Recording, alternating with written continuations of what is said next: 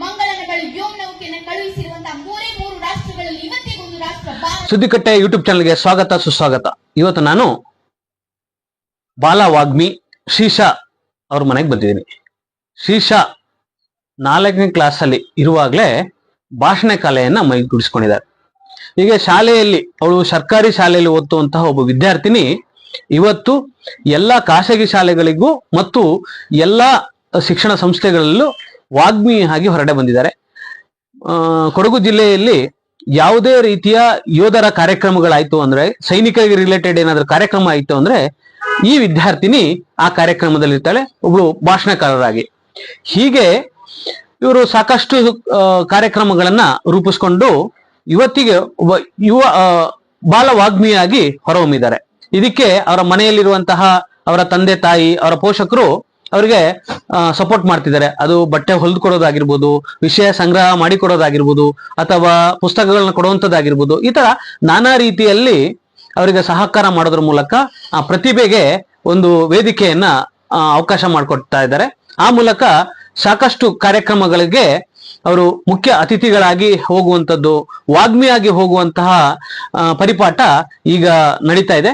ಯಾವುದೇ ಕಾರ್ಯಕ್ರಮಗಳನ್ನ ನೋಡ್ತಾ ಇದ್ದಾಗ ಅವ್ರಿಗೆ ಯಾವ ಡೇಟ್ ಅನ್ನುವಂಥದ್ದನ್ನ ಡೇಟನ್ನ ಕೇಳ್ಕೊಳ್ಬೇಕಾಗ ಅಂತಹ ಡೇಟನ್ನ ತೆಗೆದುಕೊಂಡು ಮಾಡುವಂತಹ ಮಟ್ಟಕ್ಕೆ ಶ್ರೀಶಾ ಬೆಳೆದಿದ್ದಾರೆ. ಹಾಗಾಗಿ ಹೀಗೆ ಶ್ರೀಶಾ ಬೆಳಿಲಿ ಅಂತ ಹೇಳ್ತಾ ಈ ಕಾರ್ಯಕ್ರಮದ ಮೂಲಕ ಸಾಕಷ್ಟು ಅವರು ಸಾಮಾಜಿಕ ಚಟುವಟಿಕೆಯನ್ನು ಮಾಡ್ತಾ ಇದ್ದಾರೆ. ಆ ಸಾಮಾಜಿಕ ಚಟುವಟಿಕೆಯಲ್ಲೂ ಅವರು ಪಾಲ್ಗೊಂಡಿರುವಂತದ್ದು ಬಹಳ ಒಂದು ಒಳ್ಳೆಯ ಬೆಳವಣಿಗೆ ಅಂತ ಹೇಳ್ಬೋದು. ಸಾಕಷ್ಟು ನಾವು ವಾಗ್ಮಿಗಳನ್ನ ನೋಡಿರ್ಬೋದು. ಅವರು ಬೇರೆ ಬೇರೆ ಕಾರ್ಯಕ್ರಮಗಳಿಗೆ ಹೋಗ್ತಾರೆ, ಹೋಗ್ಬಿಟ್ಟು ನಂತರದಲ್ಲಿ ಅವರು ಅದನ್ನೇ ಬೆಳೆಸ್ಕೊಂಡು ಹೋಗ್ತಾರೆ. ಬಟ್ ಇವಳು ಶ್ರೀಶಾ ಆಗಲ್ಲ. ಅವರ ಕುಟುಂಬವೇ ಜೊತೆಗೆ ಸಾಮಾಜಿಕ ಚಟುವಟಿಕೆಯನ್ನು ಮಾಡ್ತಾ ಇದ್ದಾರೆ. ಸ್ನೇಹಿತರೆ, ಫೆಬ್ರವರಿ 14 ಬಂದ್ರೆ ಸಾಕು, ಒಂದು ಕಡೆ ಪ್ರೇಮಿಗಳ ದಿನದ ಕಾವು, ಇನ್ನೊಂದು ಕಡೆ ಅದರ ವಿರೋಧಿಗಳ ಕೂಗು. ಇದೆಲ್ಲದರ ನಡುವೆ ಭಾರತದ ಆ ಮಹಾನ್ ಹೋರಾಟಗಾರರನ್ನ ನಾವು ಮರ್ತೆ ಹೋಗ್ತೀವಿ. ದಾಸ್ಯದ ಸಂಕುಲಗಳನ್ನ ಕಿತ್ತೊಗೆಯುವ ನಿಟ್ಟಲ್ಲಿ ಬ್ರಿಟಿಷರ ನೇಣಿನ ಶಿಕ್ಷೆಗೊಳಗಾದ ಆ 3 ತ್ಯಾಗ ಮೂರ್ತಿಗಳು ನಮಗೆ ನೆನಪು ಕೂಡ ಆಗೋದಿಲ್ಲ. ಅವರು ಪ್ರೇಮಿಗಳಾಗ್ಬೋದಿತ್ತು, ಮನಸ್ಸು ಮಾಡಿದ್ರೆ ಅವರ ಹಿಂದೆ ಸಾಕಷ್ಟು ಹುಡುಗಿಯರು ಬೀಳ್ತಾ ಇದ್ರು. ಆದ್ರೆ ಪ್ರೇಮ ಅನ್ನೋದು ಕೇವಲ ಲಕ್ಕಲ್ಲ, 2 ಲಿಂಗಗಳ ನಡುವಿನ ಆಕರ್ಷಣೆ ಅಲ್ಲ, ಅದೊಂದು ದೈವಿ ಸ್ಥಿತಿ. ಆ ಪ್ರೇಮವನ್ನ ದೇಶದ ಕಡೆಗೆ ತಿರುಗಿಸಿದ ಯುವಕರವರು.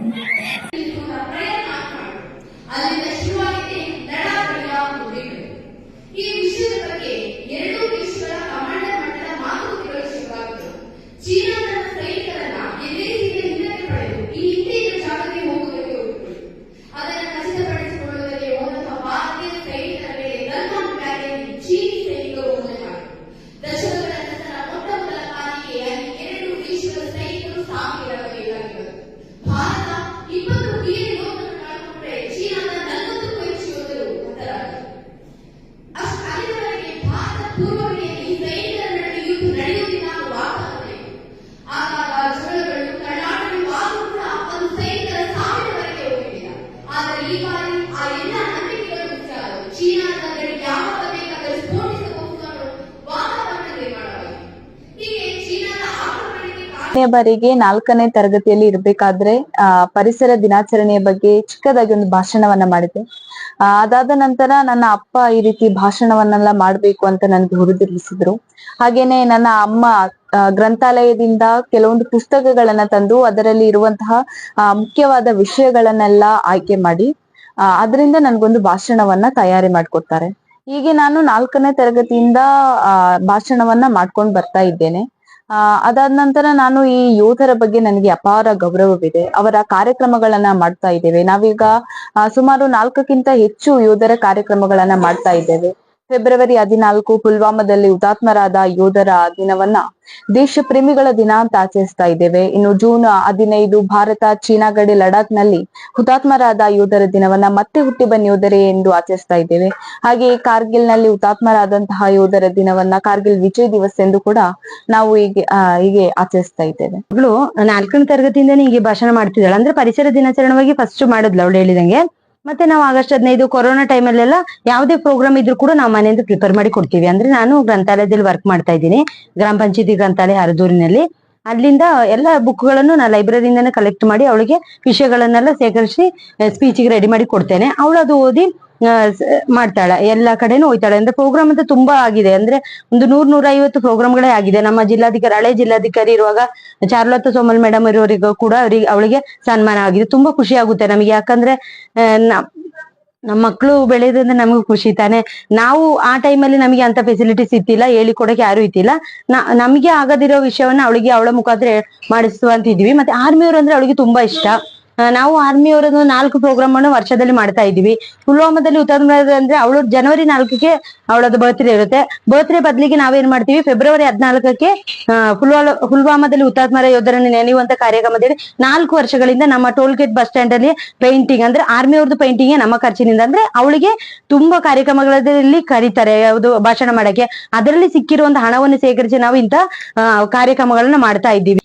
ಶ್ರೀಶಾ ತುಂಬಾ ಆರ್ಮಿಯವ್ರನ್ನ ತುಂಬಾ ಹಚ್ಕೊಂಡಿದ್ದಾಳೆ. ಯಾಕಂತಂದ್ರೆ ಅವಳು ಈ ಆರ್ಮಿಯವ್ರದ್ದು ಅಂತ ಹೇಳಿದ್ರೆ ಈ ಪುಲ್ವಾಮಾದಲ್ಲಿ ಹುತಾತ್ಮರಾದವ್ರದ್ದು 40 ಜನದ ಹೆಸರು ಹಂಗೆ ಹೇಳ್ತಾರೆ, ಅವ್ರ ಊರು ಎಲ್ಲ ಹೇಳ್ತಾಳೆ. ಅದೇ ರೀತಿ ಎಲ್ಲ ಈ ಬಿಪಿನ್ ರಾವತ್ ಅವ್ರದ್ದು ಅದ್ರ ಜೊತೆಲಿ ತೀರೋರ್ದು ಅಷ್ಟೇ. ಆತರ ಕಾರ್ಯಕ್ರಮ ಮಾಡ್ತೀವಿ. ಅವಳು ನಾವು ಯೋಚನೆ ಮಾಡೋದು, ಅವಳಿಗೆ ಆರ್ಮಿ ಹೋಗೋದು ಅಷ್ಟೊಂದು ಇದೆ ಅಂತ ಹೇಳಿ ನಾವು ಸಪೋರ್ಟ್ ಮಾಡ್ತಾ ಇದ್ದೀವಿ, ತಂದೆ ತಾಯಿಗಳು ಇಬ್ರು ಸಪೋರ್ಟ್ ಮಾಡ್ತೀವಿ. ಮತ್ತೆ ಅವಳಿಗೆ ಯಾವುದೇ ಒಂದು ಕಾರ್ಯಕ್ರಮ ಹೊತ್ತಿಗೆ ಆರ್ಮಿದು ಎಲ್ಲ ಅವಳಿಗೆ ಈ ಕಾರ್ಯಕ್ರಮಕ್ಕೆಲ್ಲ ಹೋಗೋತ್ತಿಗೆ ಆರ್ಮಿ ಅವ್ರದ್ದು ಡ್ರೆಸ್ಗಳು ಎಲ್ಲ ನಾನು ಯಾವ ಡ್ರೆಸ್ ಅಂತ ಹೇಳಿದ್ರೆ ನೇವಿದು, ಆರ್ಮಿಲಿ ಯಾವ್ದೆಲ್ಲ ಯೂನಿಫಾರ್ಮ್ ಬರ್ತದೆ ಆ ಯೂನಿಫಾರ್ಮ್ ಎಲ್ಲ ನನ್ನ ಮಗಳಿಗೆ ನಾನು ರೆಡಿ ಮಾಡಿ ಕೊಡ್ತೀನಿ. ಒಂದೊಂದು ಕಾರ್ಯಕ್ರಮಕ್ಕೆ ಬೇರೆ ಬೇರೆ ಬೇರೆ ಬೇರೆ. ಯಾಕೆಂದ್ರೆ ನನಗೆ ತುಂಬಾ ಇಷ್ಟ, ತುಂಬಾ ಕಷ್ಟ ಹೊಲಿಯಕ್ಕೆ, ಆದ್ರೂ ನಾನು ಅದು ನನ್ನ ಮಗಳಿಗೋಸ್ಕರ ನಾ ಮಾಡಿ ಕೊಡ್ತೀನಿ.